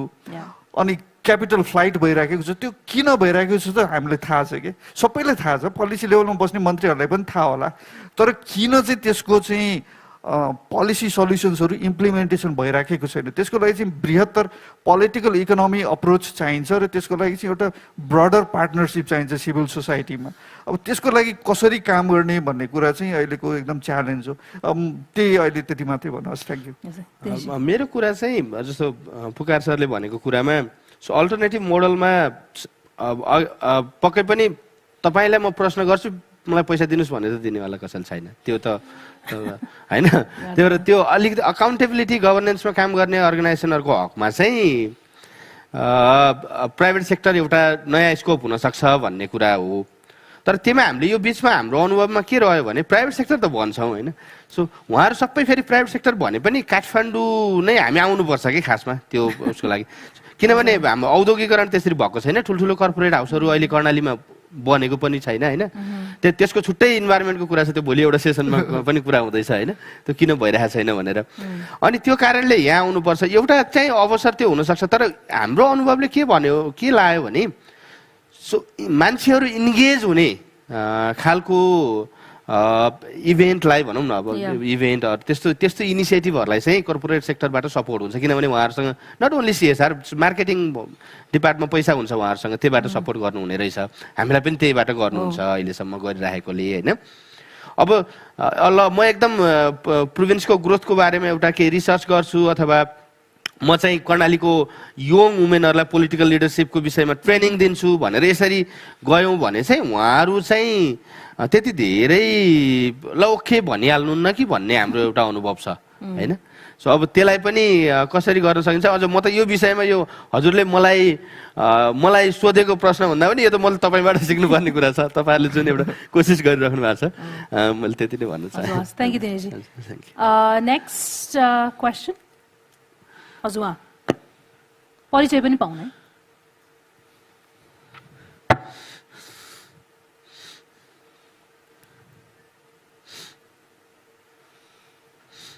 हेलो नमस्ते, म बसन्त अधिकारी, म विराटनगरबाट। सो अलिकति अल्टरनेटिभ मोडलको कुरा गर्दाखेरि चाहिँ सो प्राइभेट सेक्टर हुनसक्छ, तर हाम्रो चाहिँ प्राइभेट सेक्टर आफै पनि सो सिभिल सोसाइटीको पैसा लिएर अथवा एनजिओसको पैसा लिएर काम गरिरहेको देख्छु म। अब कसरी त्यसलाई सल्झाउने थाहा छैन मलाई। अलिकति मेरो प्रश्नको कुरा गर्दाखेरि चाहिँ त्यो चाहिँ मेरो प्रोभिन्सको अनुभवको कुरा गरेको मैले। सो प्रश्नमा चाहिँ जस्तै अब अहिले यो सोसाइटीमा चाहिँ सोसाइटी यस्तो भइसकेको छ कि कसैलाई सानो ट्याग लगाइदिँदा भयो, त्यो मिथ्या आरोप लगाइदिँदा भयो होइन, कसैलाई पुँजीपति भनिदिँदा भयो, कसैलाई डलरवादी भनिदिँदा भयो, सजिलो छ होइन। सो तर त्यस्तो खालको ट्यागहरू हामीलाई लाग्दाखेरि हामीले कसरी डिफेन्ड गर्ने गरेको छौँ र त्यसलाई चाहिँ जस्तै कसरी ट्याकल गर्न सकिन्छ। सो कसैले दुईजना मात्रै कसैले एन्सर दिँदा हुन्छ। यो त छलफलकै विषय, तपाईँको ओपिनियन सुनौ न यसमा पहिला छोटकरीमा। यो त तपाईँले उल्टै तिर हानिदिनु भयो। मलाई गाह्रो छ यो विषय, एकदम गाह्रो विषय हो मेरो लागि पनि। किन भन्दाखेरि जस्तै अब मलाई एकजनाले याद छ, तिम्रो डलर खाने मान्छेहरू अनि तिमीले गर्दा देश बिगारेको भनेर। अनि मैले यसो हेरेको त भाइ अस्ट्रेलियामा बस्दो रहेछ। अनि मैले भने भाइ अस्ट्रेलियामा बसेर के खाइरहेको छ तिमी, नेपालमा आऊ सँगै बसेर खाऊ भन्ने खालको म त्यस्तो खालको पनि गर्छु। अब काउन्टर आर्गुमेन्टहरू गरिरहेको हुन्छु उनीहरूसँग होइन। सो पोलियोको भ्याक्सिन यदि नलाइदिएको भए यतिखेर तिम्रो बुवा आमाहरू पनि सायद पोलियो लगाएर हिँडिरहेको हुन्थ्यो कि हात्तीपाइले लागिरहेको हुन्थ्यो कि थ्याङ्क्स कसैको डोनेसनले गर्दाखेरि, कसैको डलरले गर्दाखेरि एटलिस्ट कमसेकम हामीलाई धेरैलाई पोलियो लागेको छैन, हात्तीपाइले लागेको छैन भन्ने खालको त्यो कहिलेकाहीँ म त्यसरी अलिकति म स्याभेज नै हुन्छु मेरो कमेन्टहरूमा चाहिँ होइन। तर पनि मेरो बुझाइमा चाहिँ के हो भन्दाखेरि अल्टिमेटली इन्टेन्सन के छ हाम्रो, मेरो इन्टेन्सन के छ हुन्छ नि। So intention is more important then action भनेर भन्छ होइन। सो म कुन इन्टेन्सन लिएर काम गरिरहेको छु, मैले कसरी काम गरिरहेको छु मेरो सोसाइटीमा, मलाई अरूले औँला उठाउने मौका मैले दिएको छु कि छुइनँ भन्ने खालको कुरामा पनि धेरैसम्म भर पर्छ होला। जस्तै हामी काम गर्ने मान्छेहरू यदि सिभिल सोसाइटीको रूपमा चाहिँ काम गरिरहेको छु भने, हाम्रो स्पेसमा हामी काम गरिरहेको छौँ भने अरूले हामीलाई औँला उठाउने हामीले मौका दिइरहेको छु कि छैन भन्ने खालको कुरामा भर पर्छ। डेफिनेटली अब आरोप प्रत्यारोप त आउँदै गर्छ, तर जस्तै तपाईँहरूले चाहिँ कसरी डिल गरिरहनु भएको छ त्यो। यो एकदम कम्प्लिकेटेड छ। जस्तै अघि पनि मैले यसो अलिकता मात्रै छुएँ। यसको चाहिँ कारणहरू चाहिँ अब मल्टिपल कारणहरू छ। एउटा कारण चाहिँ मैले भने पब्लिकमा यति धेरै डिस्कन्टेन्ट छ होइन वर्तमान अवस्थाप्रति उनीहरूले चाहिँ एउटा कन्स्ट्रक्सन अफ एन एनिमी गर्ने एउटा साइकोलोजी छ। अर्को चाहिँ अब जसलाई चाहिँ इम्प्याक्ट परिराखेको छ, फर इक्जाम्पल मोनार्किस्टहरूलाई चाहिँ गणतन्त्रवादी सिभिल सोसाइटी देखेर असाध्यै रिस उठ्छ अनि डलरवादी भनिदिइहाल्छ होइन। अब माओवादीहरूलाई चाहिँ अब ह्युमन राइट्समा काम गर्ने मान्छेहरू देखेर असाध्यै रिस उठ्छ, डलरवादी भन्छ। यस्तो मल्टिपल मोटिभ्सहरू चाहिँ छ, तर अलिकति सेल्फ इन्ट्रोस्पेक्सन गर्दाखेरि के देखिन्छ भन्दाखेरि एउटा चाहिँ सिभिल सोसाइटीले पनि डिस्कोर्सलाई सही डाइरेक्सन दिन सक्नुपर्छ जस्तो लाग्छ। यो अब आरोप प्रत्यारोपहरू त आइ नै राख्छ, तर डिस्कोर्स के हुनु पर्यो, जसले ठिक छ फरेन एडहरूले चाहिँ काम गरिराखेको छैन, तर फरेन एडले काम नगरेको अवस्थामा डिस्कोर्स कहाँ हुनु पर्यो भन्दाखेरि त के त वाट नेक्स्ट, अब कसरी चाहिँ जनताले तिरेको कर चाहिँ त्यसको इफेक्टिभनेस प्रभावकारिता कसरी बढाउने त्यतातिर डिस्कोर्स गर्ने हो कि होइन, भ्रष्टाचार कसरी रोक्ने त्यतातिर गर्ने हो कि। अब नेपालमा एकताल अलमोस्ट 23-24% अफ त्यो ट्याक्स चाहिँ 24% अफ जिडिपी थियो ट्याक्स चाहिँ, जुन चाहिँ ओइसिडी कन्ट्रिजहरूको भन्दा धेरै थियो कि कम्पेरेबल थियो। एकदम विकसित देशहरूले जुन मात्रामा कर उठाउँथ्यो त्यो अवस्थामा नेपालले कर उठाउन थालिसकेको थियो। तर त्यो करको चाहिँ एक्चुअल प्रभावकारिता हेर्ने भने त एकदम वेस्टफुल छ, सबै खल्तीमा गइरहेको छ। नेताहरूको 100 रुपियाँमा बन्ने बाटो बनाउनले 400 रुपियाँ खर्च गरिरहेको छ। त्यो जनताले तिरेको कर हो नि त। अहिले त पहिला पो त फरेनेडबाट राजस्व चल्थ्यो, अहिले त सबै इन्डाइरेक्ट ट्याक्स र डाइरेक्ट ट्याक्सबाट चलिरहेको छ। डिस्कोर्स त्यता लानुपर्ने हो कि अथवा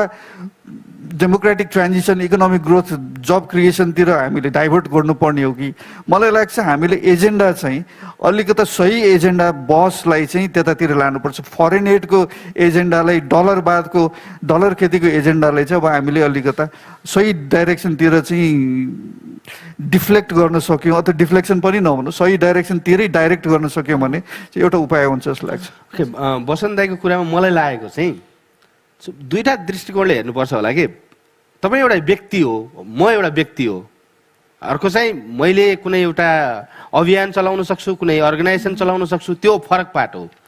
होइन। अभियान अर्गनाइजेसनहरू चाहिँ कुनै पनि राजनीतिक दल कुनै पनि व्यक्तिलाई कसैलाई खसाल्न वा कसैलाई माथि उठाउनलाई प्रयोग हुनु हुँदैन भन्ने कुरा एकदम राम्रो कुरा हो, हुनु पनि भएन, गर्नु पनि भएन। तर तपाईँ कोही व्यक्तिको त विचार सुन्ने होस् भन्न त कसरी मिल्छ भन्ने कुरा हो क्या। जस्तो म एउटा व्यक्ति दिनेश गौतम भन्ने मान्छे कुनै एउटा राजनीतिक विचार, कुनै एउटा पोलिटिकल पार्टीलाई म व्यक्तिगत रूपमा सपोर्ट गर्छु भन्न पनि नपाउने भन्ने हुन्छ भन्ने कुरा हो क्या। किनभने त्यो हामीलाई कसले क्वेसन गरिरहेको हुन्छ, पोलिटिकल ट्याग कसले लगाइरहेको हुन्छ भने जसले जिन्दगीभर राजनीति गरेको छ, जिन्दगीभर त्यो सङ्गठनबाट सानो लेयरबाट काम गर्दै गर्दै गर्दै सत्तामा एउटा पोजिसन पार्टी पोलिटिक्सबाटै पुगेको छ। अनि उनीहरूले चाहिँ गर्नुहुन्छ, हामीले गर्नु हुँदैन होइन। हामीले त राजनीति गरेको होइन नि, हामी चाहिँ हाम्रो ओपिनियन मात्रै यो हो, व्यक्तिगत त्यो पनि होइन। इलेक्सनको बेला भोटिङ राइट मार्फत त्यो एक्सप्रेस होला, अरू ठाउँमा त हामी धेरै एक्सप्रेस पनि गर्दैनौँ होइन। अनि त्यो अब त्यो त राजनीतिक विचार पनि राख्न पाउँदैनस्, त यो कङ्ग्रेस, त यो एमाले होस्, त माओवादी होस् भनेर त्यो उहाँहरूले भन्नुहुन्छ भने त्यो त काउन्टर प्रश्न, त तपाईँ चाहिँ को हो त भन्ने होला नि त भन्ने लाग्छ है मलाई चाहिँ। Thank you.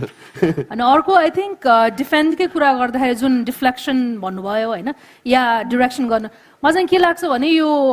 हामी अकाउन्टेबल हुनु पऱ्यो कि we have to be able to show हो हामीले फन्डर्सहरूको पैसा लिएर कति कार्यक्रम गरेका हुन्छ, सर्भिस डेलिभरीमा पनि गरेकै हुन्छौँ होइन। तर त्यो चाहिँ के इम्प्याक्टको लागि भनेर हामीले देखाउन सक्नु पऱ्यो कि होइन। It's difficult. कहिलेकाहीँ कस्तो हुन्छ भने तपाईँले 20 वटा ट्रेनिङ गर्नुभयो, त्यसको इम्प्याक्ट के भयो भन्दाखेरि हामीले नै हाम्रो सिस्टममा त्यो राखेको छैनौँ भने वी क्यानट सो इट होइन। अनि पछि अलिकति हिचकिचाउँछौँ हामी होइन। तर if you can show the impact जहाँ चाहिँ हो, अनि पछि एउटा I think you have to be also be अलिकति एरोगेन्ट र प्राउड पनि हुनुपर्छ होला। भने चाहिँ यो डलरहरूलाई ल्याएर चाहिँ हामीले देशको लागि चाहिँ यति गऱ्यौँ,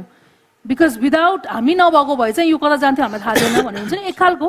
I think we have to be able to present कि आफ्नो एउटा त्यो देखाएन भने चाहिँ ए जहिले पनि will be in the defensive side कि होइन हामीले लिएको होइन, यसो गरेको होइन, we cannot be defensive about it. एकदम अकाउन्टेबल, त्यो जुन अकाउन्टेबिलिटी र एथिक्सको कुरा है नि, that has to be like हाम्रो चाहिँ फर्स्ट एन्ड फरमोस्ट कि हाम्रो वेबसाइटमा होस् जहाँ होस् होइन, त्यो चाहिँ देखाउन सक्यो भने चाहिँ I feel like that gives us the के डिफेन्ड गर्नको लागि चाहिँ सहिलो हुन्छ जस्तो मेरो चाहिँ त्यस्तो छ है धारणा। हजुर, next question we can take 2-3 more. हजुर, यतादेखि भाइले अघि भन्नु न।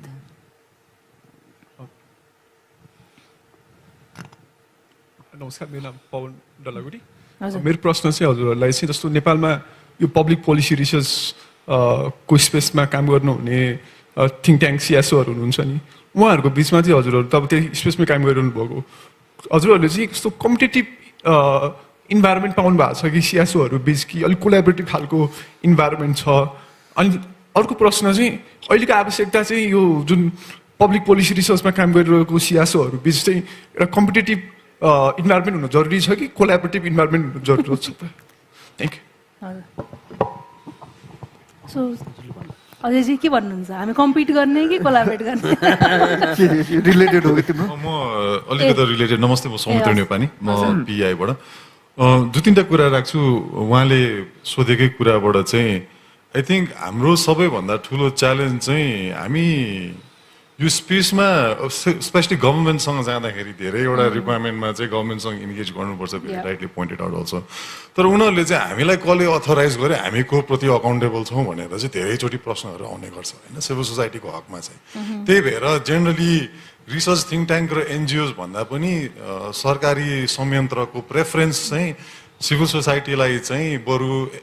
एसोसिएसन्स, फेडरेसन्सहरूलाई तिर क्लब गरे भने चाहिँ एटलिस्ट त्यो अथोराइजेसन र अकाउन्टेबिलिटीको च्यालेन्ज,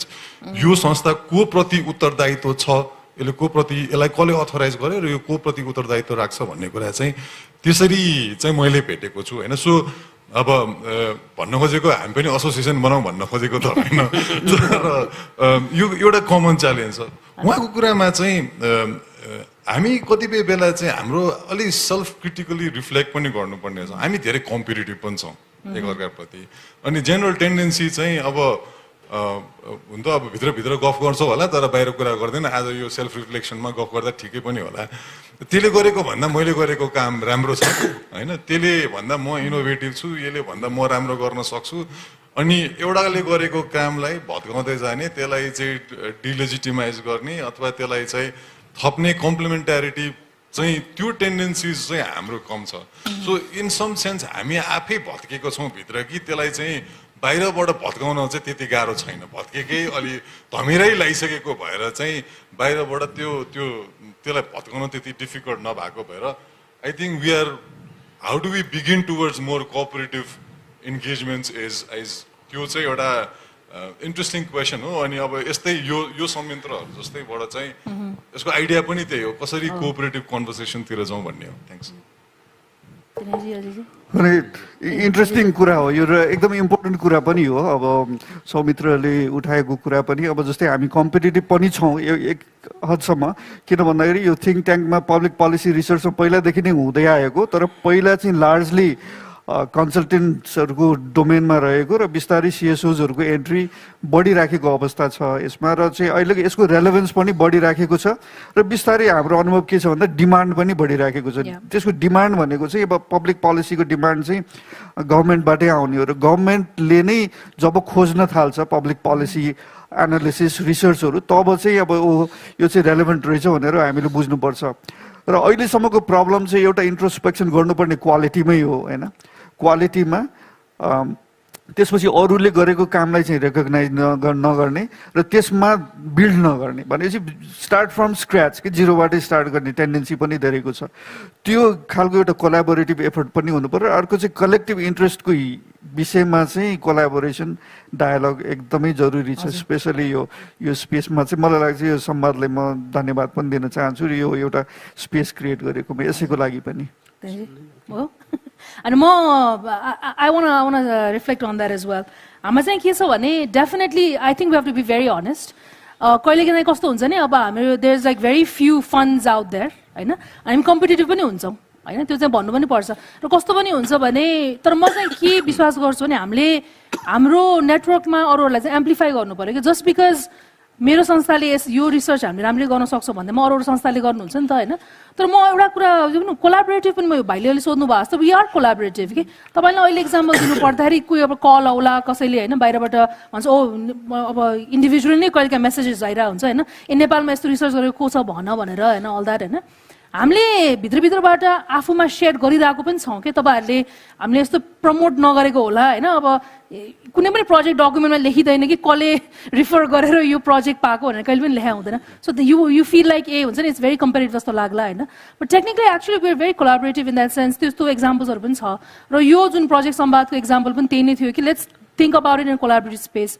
जुन नेटवर्कको कुरा गर्नुभयो दिनेशजी र म चाहिँ अर्को एउटा नेटवर्कमा पनि अब त थिएँ एउटा थिङ्क ट्याङ्कको नेटवर्क बनाउने कि भनेर एउटा होल मुभमेन्टै पनि चलिरहेको छ होइन त्यहाँ पनि हामीहरू इङ्गेज भएको छौँ त्यो पनि इन्ट्रेस्टिङै छ बिकज यु नो अहिले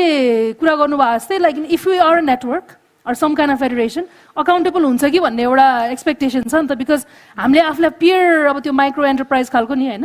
पियर प्रेसरले पनि हामी अकाउन्टेबल हुन्छौँ कि भन्ने खालको र we have to be very honest कि इन द पास्ट 10-15 इयर्समा धेरै के अरे इस्युजहरू पनि निस्केको छ जहाँ CSOs NGOs and even think ट्याङ्क्सहरूले चाहिँ अलिकति काम नगरेको फन्ड्सहरू अलिकति होइन अकाउन्टेबल नभएको इस्युजहरू पनि धेरै आएर ग्लोबली पनि हाम्रो ऱ्याङ्किङहरू र हाम्रो आउटलुक चाहिँ भएको छ कि एनजिओसँग नगरौँ यो के अरे हाम्रो कन्ट्र्याक्टर्सहरू थ्रुबाट काम आउन थालेको कारण पनि त्यही थियो बिकज एनजिओहरूले पनि अलिक अकाउन्टेबल हुन नसक्नु भएर हो होइन सो हामी I think we have to be responsible and reflective on that as well किन आयो त किन यो कन्ट्र्याक्टर्सहरू ठुल्ठुला अमेरिकन ब्रिटिस कन्ट्र्याक्टर्सहरू आएर होइन they are hiring individual consultants and not working with NGO यत्रो एनजिओहरू त थिए पहिलादेखि नै भनेर सो त्यो पनि भएको छ so we have to be you know aware of that अनि त्यही कारणले चाहिँ अब पर्ह्याप्स यस्तो खालको माहौल हामीले अझै सिर्जना गर्दै गयौँ जहाँ चाहिँ रिसर्च मात्रै होइन कि इन टर्म्स अफ हामीले आफूलाई अकाउन्टेबल बनाउने र जुन रिसर्चको क्वालिटीको पनि कुरा एउटा छ होइन कि मेरो research is better than the other ones research भन्यो नि त्यो क्वालिटीको लागि चाहिँ अब what is that like I mean एउटा रिगर जुन छ नि होइन हामीले अलिकति ओपनली हाम्रो मेथोडोलोजीहरू सेयर गर्नु पनि पर्ने हो कि in our own way maybe like हुन्छ नि हाम्रो एक खालको एउटा अलिकति एकाडेमिक पोलिसी रिसर्चको सिम्पोजियम या कन्फरेन्सै गर्नुपर्ने पनि हो कि जहाँ चाहिँ यु नो नेपालमा चाहिँ यस्तो संस्थाहरू छ यसले चाहिँ यस्तो हाई क्वालिटीको रिसर्च गर्छ भनेर अरूले पनि देखोस् हामीले पनि देखाउन सकौँ होइन सो त्यस्तो खालको नभएको हो किन होइन because that's another you know outcome that perhaps we can think of as well so there is lot of thing that we need to do तर we have to be self reflective अनि पछि accountable again comes back to accountability and you know being ethical है सञ्जितको नमस्कार मेरो नाम सञ्जीवनी योन्जन म wild life conservation नेपालमा काम गर्छु र विगत 20-22 वर्षदेखि एउटा एनजिओ मा काम गरिरहेको एक्सपिरियन्सले चाहिँ मलाई के भन्छ भने वी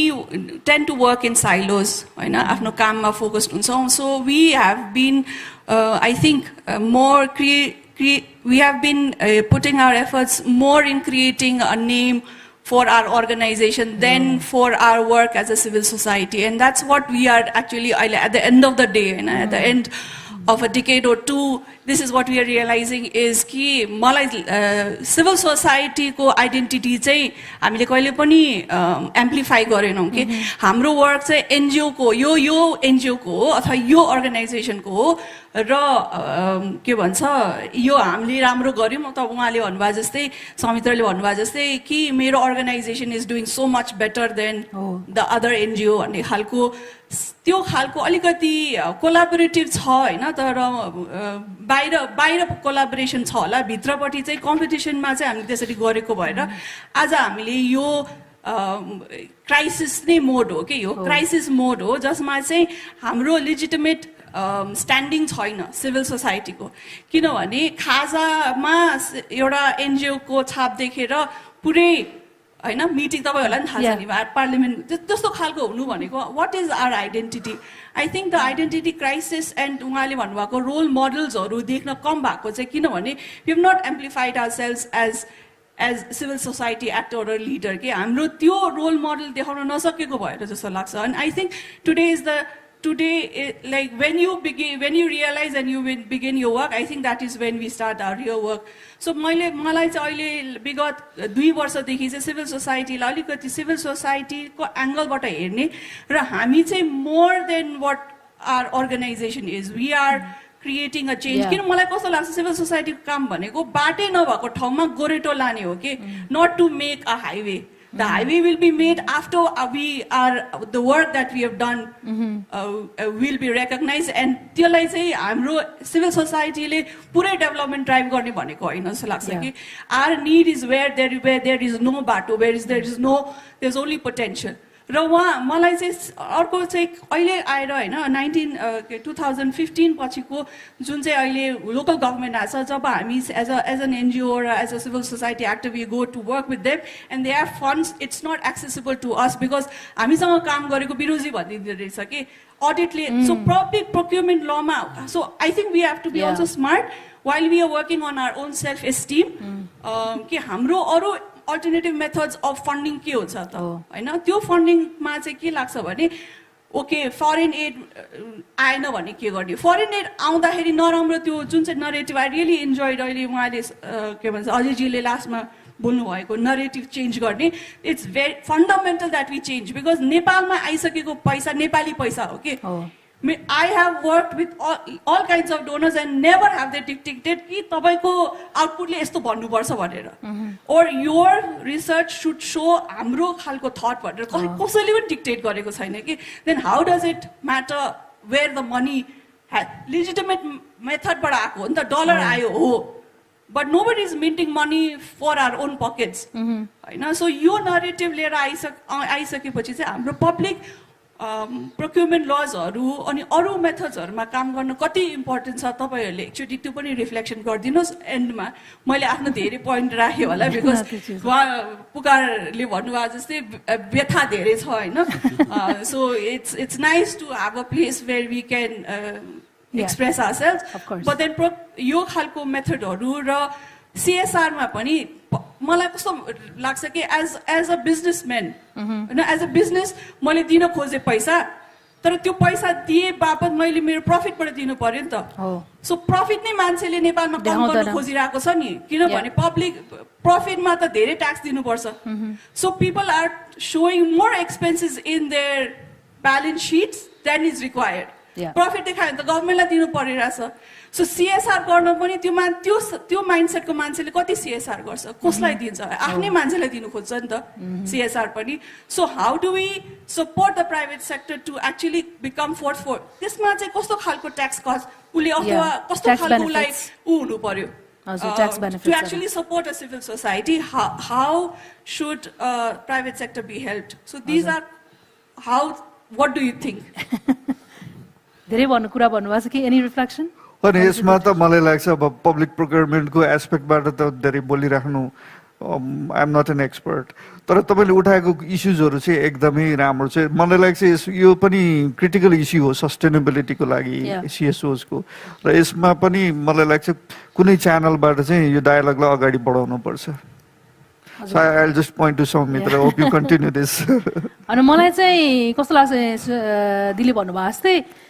जुन हुन्छ नि we were working for ourselves or for the institution भने नि again comes from the competitive sense के त्यहाँ चाहिँ केही गरेर के अरे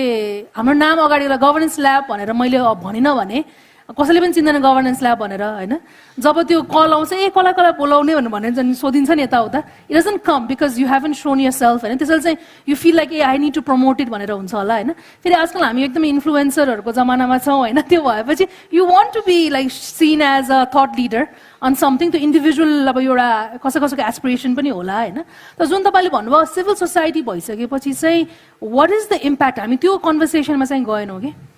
होइन. हामीले यो पैसा ल्याएर राम्ररी युज गर्ने होइन कि त्यो युज केमा गर्यो र त्यसले चाहिँ एक्चुअल इम्प्याक्ट ल्यायो कि ल्याएन त्योसम्म कन्भर्सेसनसम्म चाहिँ हामी नपुग्या हो कि होइन. अनि मैले चाहिँ यहाँ नेपालमा नै एनजिओ चाहिँ चलाएको छुइनँ, तर मैले थाइल्यान्डमा बस्दाखेरि चलाउँदाखेरि चाहिँ हाम्रो एउटा एभ्री इयर एउटा डकुमेन्ट के अरे सब्मिट गर्नु पर्थ्यो कि लेबर मिनिस्ट्रीलाई. तिमीले मेरो देशको लागि के गरेका छौ, we have because it was an INGO, थाइल्यान्डको लागि यो गरेको छु, यति पैसा खर्च गरेँ मैले, यति ट्याक्स तिरेँ, के अरे योबाट एनजिओले त ट्याक्स तिर्नु पर्दैन थियो, हाम्रो पर्सनल ट्याक्स तिरेँ होइन भनेर चाहिँ लेख्नु पर्थ्यो कि लाइक तिमी यो देश मेरो देशमा किन आयो होइन, यो चाहिँ मेरो देशको मान्छेले गर्न नसक्ने हो र भनेर जस्टिफाई गर्नु पर्थ्यो कि टु हायर मी नेपाली मान्छे in Thailand you have to justify. हुन्छ यहाँ पनि त्यस्तो छ होला होइन, जस्टिफाई कि मेरो देशमा चाहिँ मान्छे नभएकोले चाहिँ निशालाई चाहिँ मैले हायर गरेँ भनेर मेरो संस्थाले चाहिँ जहिले पनि जस्टिफाई दिनु पर्थ्यो कि होइन so it's also in terms of how are we you know हाम्रो रिपोर्टिङ के छ होइन त्यो हुँदा चाहिँ again like we have to always show नि ए गभर्नेन्स ल्याब चाहिँ एकदम युनिक छ यताउता छ भनेर कतै लेख्नु पर्ला होइन तर अल्टिमेटली अब त्यो चाहिँ के अरे रिपोर्टिङको कुरा भयो होइन त अल्टिमेटली आई थिङ्क तपाईँले अघि भन्नुभएको जस्तै it's about like what is the greater good के मिसन चाहिँ कहाँ छ हाम्रो यो सिभिल सोसाइटीलाई स्ट्रङ धेरै कम्पिटिसन गरेर उसलाई हुन्छ नि उसको रिसर्च त राम्रो छैन मेरोमा हेर यस्तो भन्दाखेरि चाहिँ then we are not creating त्यो एउटा के अरे माहौल जहाँ चाहिँ यहाँ है नेपालमा पनि यस्तो रिसर्च गर्ने मान्छेहरू चाहिँ रहेछ है and they're doing effective research भन्ने चाहिँ त्यो भन्यो सो आई होप लाइक यस्तो प्रोजेक्ट सम्वाद जुन मैले एउटा गरेँ I think we need to have a more rigour policy research and academic policy research एउटा एक खालको सिम्पोजियम अर कन्फरेन्स त्यो चाहिँ नट हुन त हाम्रो यहाँ अहिले धेरै आई थिङ्क सेसेफले पनि अरू सोसल साइन्स उहाँहरूले गर्नुहुन्छ होइन त स्पेसिफिक टपिकमा गर्नुहुन्छ but I think maybe general in governance यस्तोमा चाहिँ गर्नुपर्ने हो कि जस्तै मलाई मेरो एउटा पर्सनल लागिरहेको छ है right so maybe we can take one more question ए सकाउने ओके कसैको केही थियो एकदमै अनलाइनमा केही क्वेसन थियो because we said we will take an online question छैन okay okay alright so thank you so much everybody actually round of applause हाम्रो स्पिकर तपाईँहरूलाई पनि थ्याङ्क यू भेरी मच अब चाहिँ I think we have a tea break and we will start next session at 10:45 है thank you so much 10:45 है